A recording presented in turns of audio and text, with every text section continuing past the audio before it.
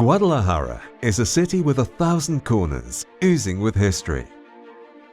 Researchers have traced its origins to a site near the Iberian city of Arriaca, meaning River of Stones, which would later become Roman. Even so, we cannot speak of an important settlement until the al-Andalus Moorish era. By the 8th century, we know that there was a bridge spanning the Henares River, a mosque, and the Alcázar. The Arab reign lasted for almost 4 centuries, until at the end of the 11th century, the enclave came under the control of Castile and its king Alfonso VI.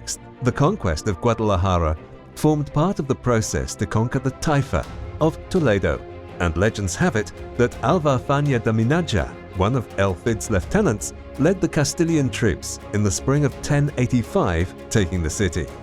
Victory at the Battle of Las Navas de Tolosa in 1212 definitively pushed the borders southwards.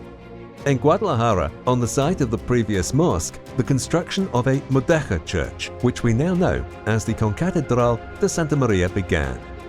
Later, in the second half of the 14th century, the Mendoza family settled in Guadalajara, boasting prominent figures such as Íñigo López de Mendoza, Marqués de Santillana, and the Cardinal Pedro González de Mendoza.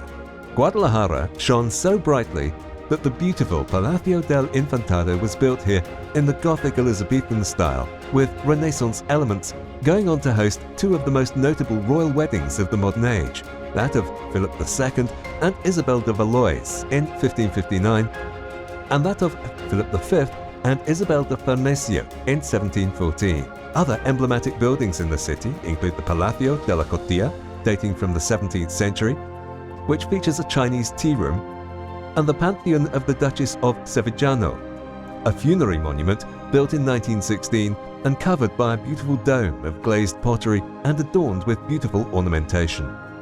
The city was not immune to the conflicts that plagued Spain: the War of Succession, the War of Independence against the French, and of course the Civil War, during which Guadalajara suffered great damage. But the city managed to recover and take advantage of its proximity to the Madrid metropolitan area and the urban and industrial expansion of the Henares Corridor. But let us not forget that Guadalajara is much more. It is also a province, forming an integral part of Castilla-La Mancha, and full of emblematic towns, such as Cojudo, with the Renaissance Palacio de Medinaceli, Atienza, with its castle in the upper quarter of the town, offering sweeping views of the entire region, and Sigüenza, protected by its walls and featuring the famed young nobleman's tomb in its cathedral, its castle housing a well-known parador. Brihuega beckons you to discover its enormous cultural heritage, even as it enhances its landscape to attract revenue and retain its local population. And Pastrana, down whose streets walked 2 illustrious contemporaries, the Princess of Eboli and St. Teresa of Jesus, and that was once home to Christians, Jews, and Muslims. In short, Guadalajara is a land for leisurely walks and discovering its enormous heritage left by a whole mix of cultures.